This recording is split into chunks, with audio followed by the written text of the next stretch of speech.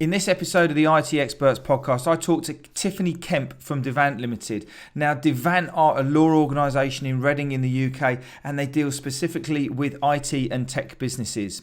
Most people I talk to about commercial and contracts when they need to get engaged with a company like Devant is like a fourth emergency service when something's gone wrong. However, in today's show, we're going to be helping you understand how to protect yourself and your IP, how to get the best contract out there for your employees so you don't end up with them getting poached, and then also how to use your upstream and downstream contracts to protect the business, the thing that you've cherished and that you've grown all the way through these years. It was great fun recording it, as I said, and I hope you enjoy the show.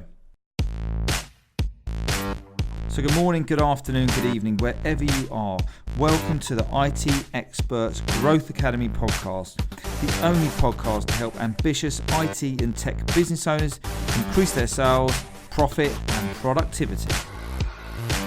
Okay, so welcome to the show. Now, for all of you IT and tech businesses out there, contracts and commercial and understanding your position is something that I normally only ever get involved in when things go wrong. So today we have got Tiffany Kemp from Devant on the show, and she's going to be sharing with us some, I could say, business saving tips and tricks and some of the scary stories when things go wrong, because we want to help you today. We want to help you make sure that you've got a resilient business, and we want to make sure that you know kind of your contractual terms and conditions. Sounds a bit boring, but it really isn't. So welcome to the show, Tiffany. Thank you very much, Ian. Lovely to be here. No problem whatsoever. So we've connected with Devant about 12 months ago now, and I'm going to let Tiffany explain a little bit more about what she and the company does in a minute. But essentially, my last roles over the last 20 years in corporate and contracts and commercial, understanding and protecting your position with a bit of paper, whatever it might be, is so important. And when I met up with Amanda from your team and she told me what you did, there was an instant connection, because it was, I'm trying to help businesses grow, but what I don't want to see is them getting into lawsuits, is them getting into commercial litigation, is them getting into arguments and things like that that will stem their business flow. And I thought this is a really great connection, and I'm glad I did, because we've put some referrals your way. So Tiffany, I'm probably not doing it any justice whatsoever. Can you please explain what it is you do, how amazing you guys are, and who you help? You're doing a cracking job, Ian. Thank you. That's right. It's really hard, because you're right.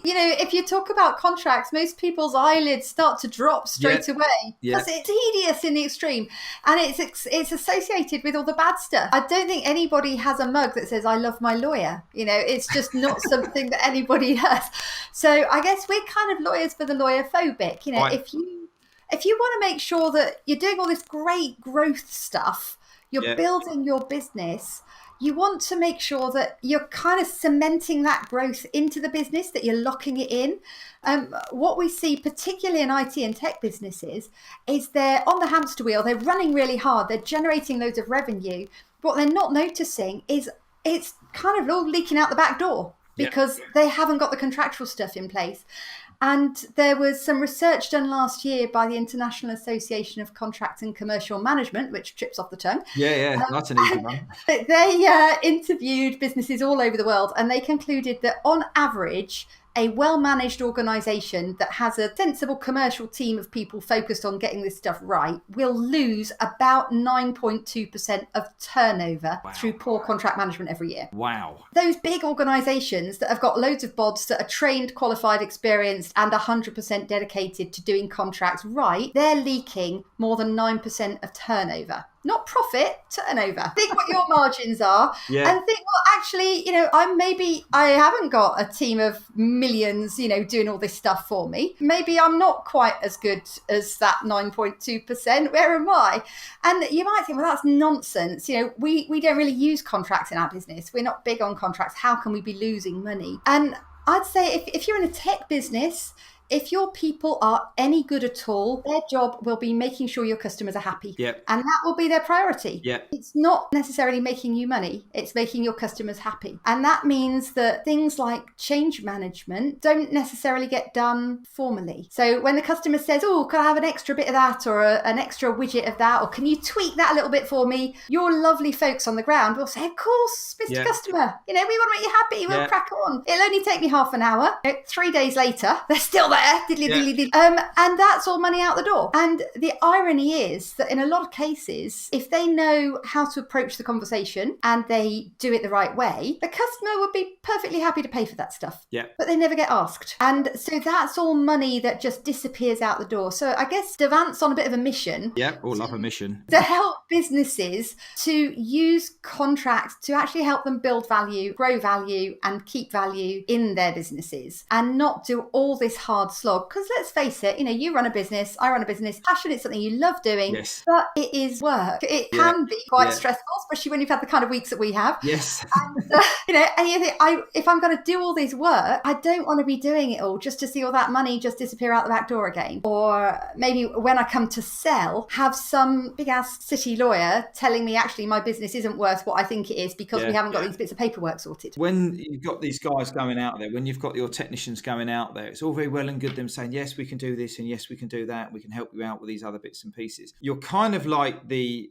almost the fourth emergency service. So you only get a phone call when someone's in the dark stuff and then you're in the trouble. But while your engineer's out there going, oh, no problem, I can quickly tweak with this, I can quickly tweak with that. You need to put your business head back on and go, are we covered for if something goes wrong with this? Are we covered if he breaks that bit of kit or something drops or the server doesn't reboot up again or anything like that? Because if you're not covered, you might as well sit at the bottom of a slope and just let the avalanche go, just take me now. It's going to happen. This is something I'm really passionate about, as you can probably tell. And it's so bloody important that you get your contracts right, because it's almost like the visions and the values of the business. If you haven't explained to all of your staff the impact of what you're doing as a business, then how are they ever going to know? And this is why, we're going to come on to this later in the show. We've structured this to give massive value, and so people can pick some great tips and tricks out of the show. So Tiffany, just explain to me who your ideal kind of customer is and what are some of the typical problems that kind of a day in the life of yourself and Devant leads to. So our typical clients are largely tech companies. Yeah. Clients across for everything from art dealers to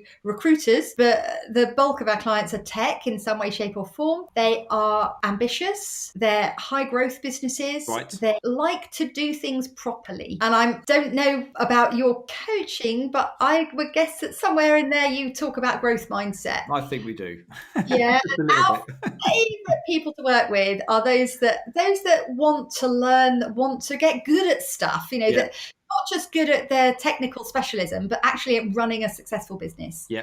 Because that means they're interested in building solid relationships with their suppliers, with their customers, with their marketing partners, deliver real solid value into their businesses. And we can help them do that. That's kind of what we do. Occasionally meet people who just say, oh, I've been told I need one of these. I just want a bit of paper. I just want a ticket, stick it in the door. Or best kind of contract is the one that never comes out the drawer, all that. They're not our clients. They really are not. Because you can get something, if you haven't come across it, boys and girls, simplydocs.com. You can buy a template contract for just about anything. You get a bundle of all you can eat contracts. So if you're looking for a box tick, if you're just thinking, I want one of these, I need that word at the top and my signature at the bottom, go to Simply Docs, save yourself a shed load of grief, print something out.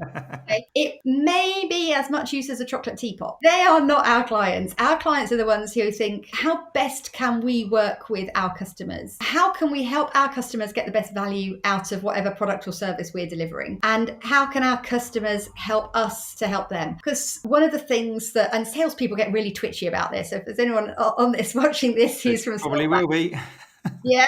That really twitchy feeling you get when you think, I don't want to ask my customer for too much. I don't want to make them feel they've got to do any work.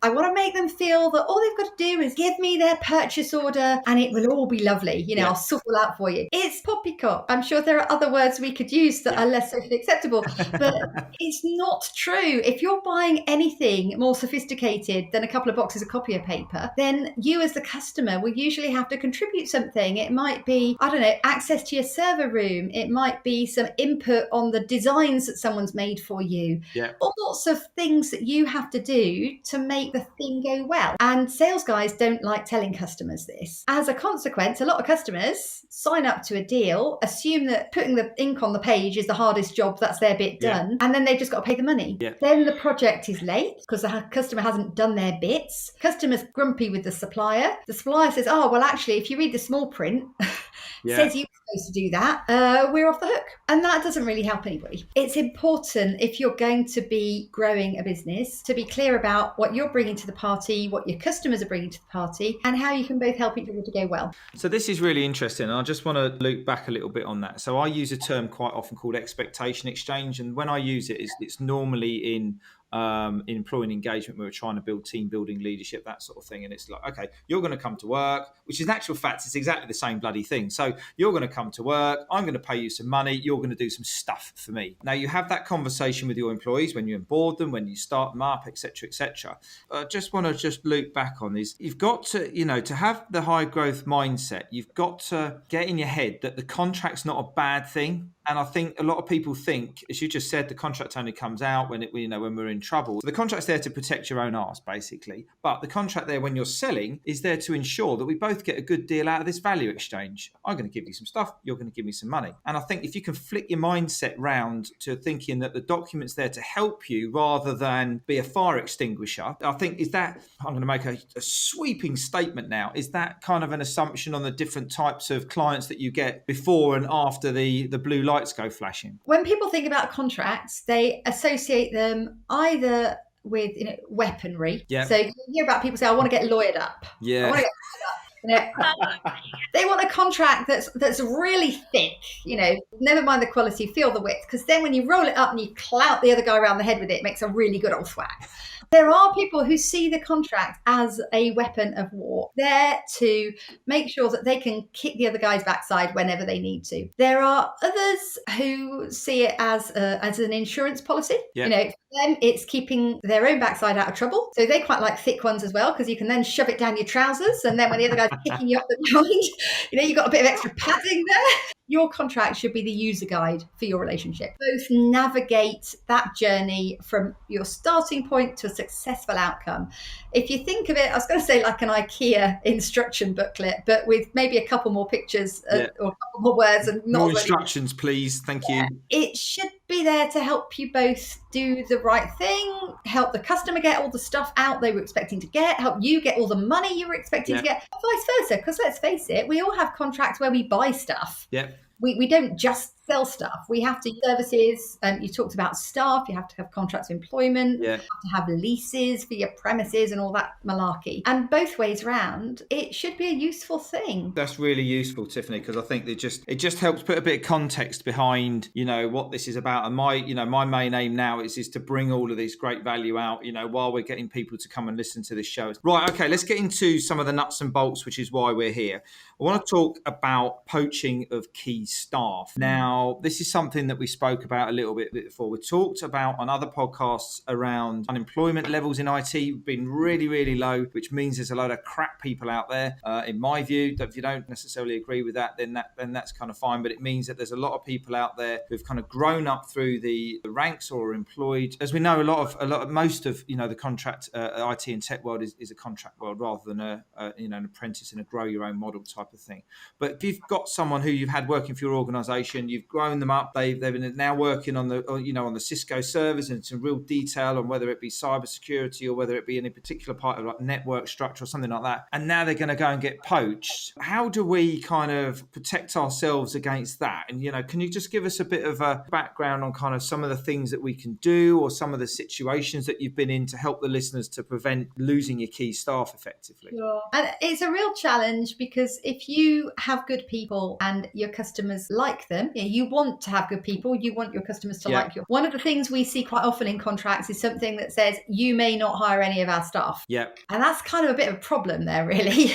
Because let's say you are a Cisco network expert. Yeah. One of your current employer's customers is hiring for Cisco network experts, and you think, that's a fantastic job, that'd suit me to a T. That's what I'm getting at the moment, and it's only a 5-minute commute instead of the 45 minutes I've got now. If your employer says, you can't have that job, mate, sorry, you've got to stay here, you may not leave, here's the key. You can't do that to people. You can't lock people into a job. It's called slavery and there's laws against that. What you can do is say to your customers, if you hire people that you've met by working with us, you pay us a recruitment fee. If you were to go out into the world and just advertise and spend hours sifting through rubbish CVs and interviewing no-hopers and eventually hiring somebody that's the best of the bunch and then thinking, oh God, I hope I've done the right thing here. I hope they're not a complete numpty. Hope they're not going to mess everything up. You spend 6 months getting them up to speed, onboarding them before they're actually useful. That is a lot of expense. It's a lot of risk. It's a big challenge. If you hire somebody that you've been working with in a supplier, somebody that you know, that you trust,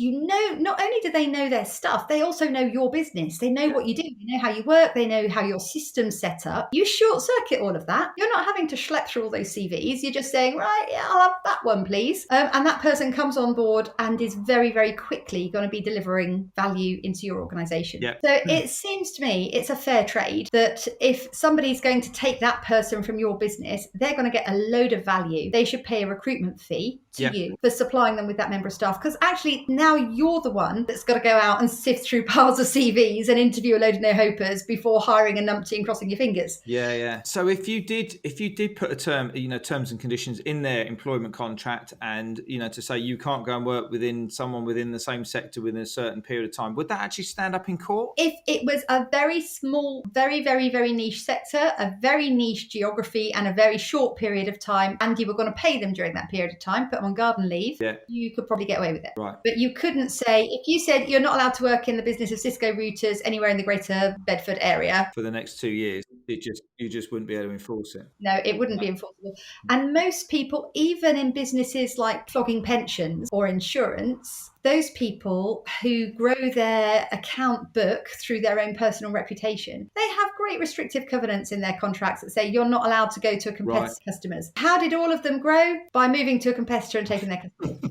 They never get sued because it's, you're on hiding to nothing. So rather than telling people you're not allowed to do this thing, it's a bit like telling water it is not allowed to flow downhill. You just go with the flow, say flow downhill and pay us some money. And that's a really key point. I think, employment contracts to start with, I say most of the guys that I come into contact with, you kind of ask them about it and they sort of go, yeah, we've got it. And then that they've kind of looked a bit and they've said, well, we've got a contract, and that's probably your simplydocs.com. But when you're looking at, you've got people developing systems for you, you've got people developing software, apps, and I think we're going to come on it. Yeah, we are going to come on to it a little bit later about IP and protecting your own IP. They're building your business, they're building your system. How are you going to protect yourself from that? And if you're going to say to them, we just can't go and work for another IT company in Bedfordshire or whatever far it is for X amount of time, and you're not going to enforce it, you're going to be wasting your time a little bit. So what sort of things can people put in? So is it as simple, in terms of putting it into the contract, into the employment contract, is it as simple as saying that if you were to go and work for someone else, or do you just not mention it? What's the kind of the protocol? To do this is not the employment contract, it's the contract that you have with your customers. Okay, right, that makes sense. So you put it in your customer contract and you say to your customer, we have great people. If you hire them, as a result of the work that you've done with us, you get to know them working with us, you decide you want to hire them, you'll pay to us a recruitment fee equal to 50% of their annual salary. And with your person, they're getting the fact they know them, they know their capability, the employee knows their business. So they're getting a lot of extra bonuses, and actually that makes it worth the money. So you put it in the terms of contract with your client. That's cool. Okay, that's great. Thanks very much for clearing that up. Not if it's not for my mind, then it's for everyone else's. All right, let's talk about clients. You're in a contract with a client. You've got a interesting relationship with a client. Goes a little bit rocky, and they want to terminate early. This is always an interesting thing, because I think as long as you have enough touch points, and we talk about this in the mastermind peer group, but as long as you have enough touch points, you've onboarded your client properly, whether it be a project or an ongoing arrangement that you've got with them, as long as you're showing them the love, they've got this expectation exchange about the value, then your client's going to want to just keep buying from you and buy more and more and more from you. As they say, the easiest way to grow any business is to sell stuff to more of your clients that you've already got, because they know, like, and trust you and all that kind of good stuff. But if we haven't done that and they do want to terminate early, and they either want to stop the project or they want to pull out of an ongoing maintenance package or something like that, what are some of the do's and don'ts that we need to consider either when setting the contracts up or when you're going through this kind of divorce period, as it would be? And that's really stressful, because that's a time when, especially if you've got your forward forecasting has got this revenue in for the next 3 years or whatever, and all of a sudden your biggest customer is about to scarper, that gets quite stressful. And you have a number of choices, and different businesses will approach it different ways. Some will say, I don't want to hang on to any client that doesn't want to be with me. They'll say, actually, customer's not happy, we're not a good fit, we'll just agree to part company. And that's absolutely fine as a business decision, and that really is, you live by the sword, die by the sword, deliver a great service. If it's not right, it's not right, and just part as friends. The challenge comes if you have a contract where perhaps you've taken a lot of the early hit from a cost point of view, right, front loaded, set up stuff, a lot of onboarding, and you've just charged the same flat rate all the way through. You haven't yet recouped your investment, particularly if you haven't done anything wrong. So occasionally you'll find there'll be a change of personnel at your customers. Yes, typical. New IT director comes in, decides doesn't like you, he wants to bring in the guys that he had at his last place, and the 3-year contract that you've got with him is like, nah, I don't want it, I just want you to go away. It's important to bear in mind that terminating a contract before its official end, when your counterparty hasn't done anything wrong, is not a right. You're not entitled to just say, yeah, I don't like you anymore, mate, go away. You've got a 3-year contract, it's a 3-year contract. Usually the only reasons you can terminate it would be if the other party has messed up and not managed to fix their mess up, or if the other party goes bust. So you can't just terminate a contract because you don't want to play anymore. Otherwise it wouldn't really be a contract. It would just be, we fancy doing this at the moment, but we could change our mind at any point. So the phrase that they use for that legally, they talk about termination for convenience. If your customer wants to terminate for convenience, it's up to you to decide what basis they can do that on. So you might want to say, for example, you can terminate for convenience after the first 6 months when we've recouped our investment. Or if you've done all your upfront stuff so that you amortize your costs over the full 3-year contract, you might say if you want to terminate early, you have to pay us a pro rata amount to cover those costs. So there are different ways of slicing and dicing it, but it's important that it's fair and that your client understands what they're getting from you. So if you are taking some of that early hit to help them to level out their spend with you over the lifetime of the contract, they need to know you're doing it. Because if you just kind of do it in secret,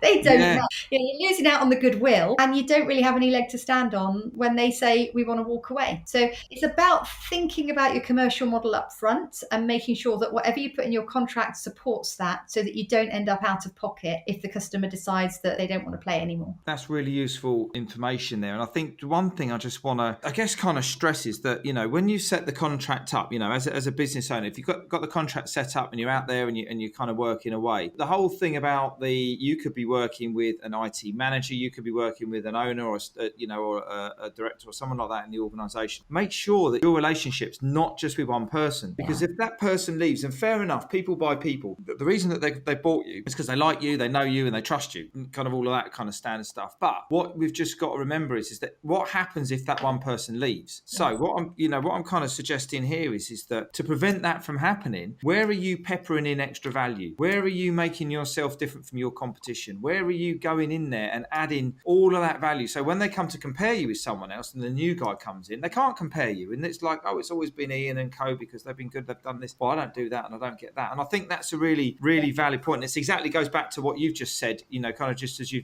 finish there. What's your commercial position? Is this contract we're just going to go in and we're going to resell a load of stuff? Or are we actually going to go in and nurture this and see what other, and how do you develop that business moving forwards? And make sure they know what you're doing. So if you ask those good things, make sure they know about it. Another thing that's just popped to my mind, I just want to talk about. You're going to love this because this could really put us on a tangent. Cyber hacking. Right. I was talking to someone the other day, and they said, we've got in our contract that, they're providing cybersecurity and, and that type of protection to them. They've said that they've got in their contract that if you get hacked, it's not our fault. Unless we're the ones that leave the gate open. Yeah, that's right. Yeah, unless we left the key to the door open and these guys come charging in. How's cyber security and this type of thing dealt with within contracts these days? What's the best thing for us to do on that front? Buy some good insurance. Oh, right. Okay. Cyber insurance is a worthwhile product. It's not cheap, but it's a good thing to do. I'm not advising on IT, but do all the good stuff, do all the backups, test your backup and recovery processes make sure they actually work. I had an instance years ago. I was working for a company when I was back in the day project managing development of a telecoms billing system, and it was in the olden days when you had Unix servers and you're working off your Unix server with a green screen. You're all far too young to remember that. VT. Far too young. God, blimey, wouldn't bank on that one. So we were sat there 10 o'clock on a Friday night, bashing away at the keyboards, trying to get this thing out. And all of a sudden it stopped, the computer stopped responding. So I picked up the phone to the data center up the road and said, can you just go and have a look at EP009? I think it might have crashed. Yeah. And there's like the phone on the desk and there's a pitter patter of feet. And then they come back and they said, yeah, server's gone. What, gone down? No, it's gone. We've been broken into. And some guys had rammed the back door, run down a line of servers with wire cutters, snip, snip, snip, snip, Oh, snip. literally, they'd stolen the server. They hadn't. Old style hacking, right? Lovely. Proper hacking. Yes, proper burglary, that is. And then this is when we discovered that actually the backups hadn't been working properly. Yeah, our kind of, oh, don't worry, we can restore. We'll only have lost 24 hours. Well, actually, it's more like 3 weeks. Oh, man. That's my bit of housekeeping advice. Nothing to do with contracts. Make sure that your backup and recovery processes work. But from a contractual point of view, when it comes to getting hacked, it's more of a when than an if. Yeah. So all you can do is say that where your liability begins and ends, and what the customer is responsible for. One of the biggest challenges that we have at the moment is GDPR, and I hate those 4 letters. Even leaving the European Union's not going to fix that because we've got the Data Protection Act 2018, which is pretty much GDPR plus. And if you think it's painful being hacked and losing data and losing your systems, try bunging in a whopping great big investigation and a fine from ICO on top of that. So I guess that's where I would have the input, is making sure that your data protection stuff is in order, that you're not just paying lip service to it, that you're actually, your policies and processes reflect what you really do on a day-to-day level. They're not fantasy documents that you've got from simplydocs.com. Sorry, Simply Docs, I'm sure they're lovely. Other sources of basic documents that won't protect your business, but could protect your business, but might not. If you're going to use a template, tweak it to reflect what you actually really do. And if you say you do a thing, then do it. Don't have a gorgeous policy that says, oh, we have physical security, we have, keypads and retinal scans and all this jazz, when actually the door's propped open with a fire extinguisher in it. Let's move on to protecting your IP. Now, this is a really big thing right now, particularly with some of my clients where they're developing some great systems. They're potentially not charging their clients enough for what they're doing because the IP is worth so much more. And yet some of them are keeping that IP, some of them are selling that IP on. What's going on in this space right now in terms of protecting your IP and your commercial offering? I suppose, how do you know whether you've got something that's of a value as well? What are you seeing these days? So we're seeing a lot of organizations that are very confused about things like open source software.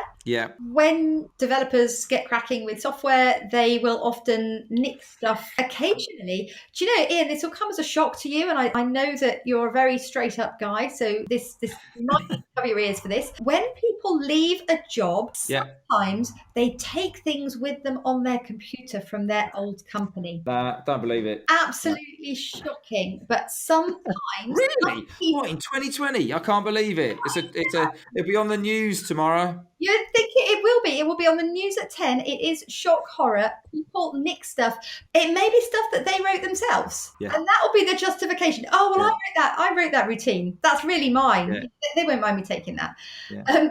And they probably won't, because they'll probably never find out. Because they'll nick it from you before they resign, and then you'll never know. Yeah. As soon as you know the writing's on the wall, you start copying your hard drive onto a little outboard. That's it, yeah. It all comes over on a big disc, and then you're away, aren't you? Yeah. It. So amongst the things that you need to be aware of in terms of your IP, first of all, make sure that if you use any contractors to develop stuff for you, that the contract that you've got with them says they will assign the IP rights in whatever they develop for you to you. So if you're building a product and you've got internal people developing modules 1, 2, and 3, and you've got an external guy doing some utilities and modules 4 and 5, you want to make sure that you own all the product. So your contract with your external guy has to say that they're going to give you, as part of that contract, they're going to give you all of the source code, all of whatever built info you need, and more importantly, they're going to assign the copyright to you. The challenge with that, and this is where 2020 gets complicated, is very little stuff is created from scratch. So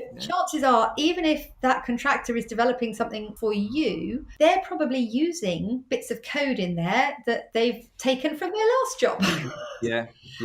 And so even if the documentation says they've given it all to you, there's a legal saying, which I will paraphrase as, you can't give what you ain't got. Yeah. I can't give you ownership of something that I don't own. Yeah. So if I nicked it from my last employer, I can't give it to you and say, Ian, this is now yours. You want to make sure that they have at least said they're giving you it so that you can argue the case. Yeah. But you do need to have a think about what your opinion is and what your stance is on this kind of residual IP that gets brought along from previous projects, and who's going to own it, and specifically who's going to pay the bill if their previous employer finds out that a chunk of their code is in your product and they sue you for it. Because best at trying to nail that contractor down and get them to come and pay for it. That's right. I can actually feel this coming into the whole nother podcast, because I think this is quite complicated, quite a complicated subject. But understanding, what you're saying there is just understanding who owns the IP to start with, and then if you have created it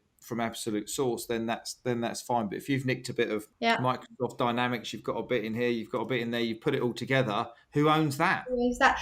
And people don't understand what open source is either. So a lot of people will say open source software is free. You can just do what you like with it. Right. And with some open source, that's true, but they're all licensed under different licenses. Some of those licenses say you can use it for whatever you like, you can sub-license it, you can charge people money for it, we don't care. That's great. Some of them say you can only do that if you include a license that says this is open source and here are the open source license terms. Right. And you have to give access to the source code to the customer if you're going to license it to them commercially.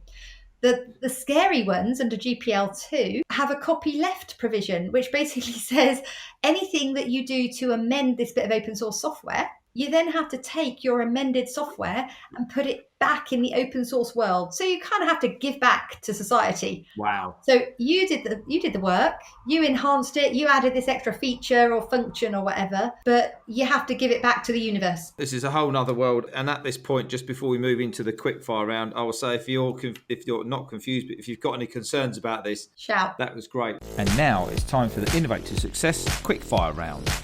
Okay, so question one then, Tiffany, is if you were to bottle one part of your business journey while you were growing Devant, and sell it for world domination, what would that one thing be? It would be having the courage of your convictions to say what you believe to be true and not dance around your handbag telling people things that you think they want to hear. Straight talking, one of my values. Love it. Get on with it.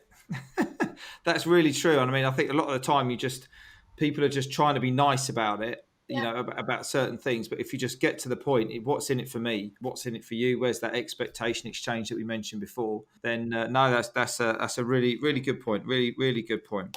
Okay, question two then, moving to the flip side, what was your biggest learning or regret that you'd have to listeners while they're scaling and while they're actually growing their business themselves? What was some of the things that you think, I wish I hadn't done that? Actually, it's a thing I'm really glad that I did, and I probably wish I'd done sooner, which is hang out with other people who know stuff that you don't. Yeah. So, you are the average of the 5 people that you hang around with. Absolutely. But coaching, having a really good coach, having a good peer group, so valuable, because nobody is born with a lifetime of experience behind them. We all have to start out somewhere. And even if you're really good at the thing that you do, there'll be loads of bits of running a business that you're encountering for the first time. And I found it so helpful to have somebody to challenge me and to push me and to say, have you thought of X? Stuff that, when I started my business, I knew a lot about a lot of things. I didn't know about P&L, Yes, very true. Cash flow and all that stuff. There are so many things that the various coaches I've worked with over the years have challenged me on, understanding your business metrics, all those sorts of things. Yeah. That help you to focus on the things that are really going to help you grow and get better.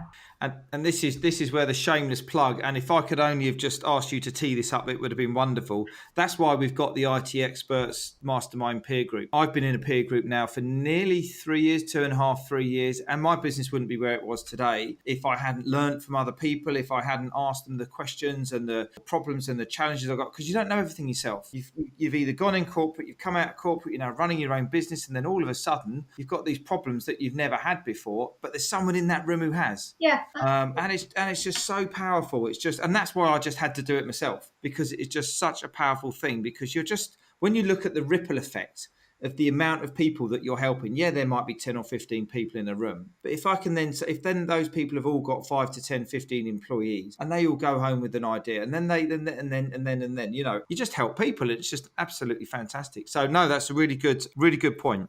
Okay, last question. What is your favorite app on your phone, and why is it your favorite app? I've got two. Can I have two? I'm quick. Yeah, go for it. Why not? So the first one is a really obvious one. It's Waze. Oh, yeah. Waze. I love Waze. The traffic updates are so good. It gets me where I need to go, and it actually kind of tells you when you're going to get there. Various other apps that I could mention.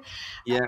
The second one is actually a voice recorder on my phone. Good. Because when it comes to remembering to do things, writing blog posts, writing content, yeah, I can just press play on that. I'm sat on the M6 and gas away and create content, and it's brilliant. And then you put it through a transcription app, and all of a sudden all you've got to do is tidy up the grammar. I've got a better one for you on that. Yeah. Have you heard of an app called Otter? Oh, I haven't used Otter, no. Right. So Otter will do the voice recording and the transcription at the same time, and it's really accurate. Nice. So what you'll end up with, and we'll put the link in the show notes in here, a whole transcript, and in actual fact, within the app, you can then scroll across and go, what was it I actually said? And then you can hear the voice recording at the same time. I know people who have written books with Otter. It's amazing. That sounds good to talk, isn't it? It's good to talk. Brilliant. Look, Tiffany, thank you very much for your time this afternoon. I've really enjoyed this episode. It's really close to my heart about helping people grow their businesses and protect their businesses as well. But I think some of the things we've mentioned will give them a little bit of a thought. Hang on a minute, I need to do that. And if you do think, hang on, then just think who can help me with this particular question or with this query. And with that, can you just give us some of your contact details? Let us know how we can get in contact with you and kind of some of the things that you potentially could offer the listeners to the show. Absolutely. So I'm tiffany.kemp@devant.co.uk. That will be the show notes. And you can find out a bit about Devant at devant.co.uk. In terms of offers, if any of you is interested in finding a little bit more about negotiation, negotiation training, if you click through from the Devant website, you'll find some negotiation training links through, and I will give you guys I need to create a discount code for you. I will create a special code which will be fantastic. Thank you. Ian 2020. If you put Ian 2020 in when asked, then you will get 20% off of our negotiation course, which is February.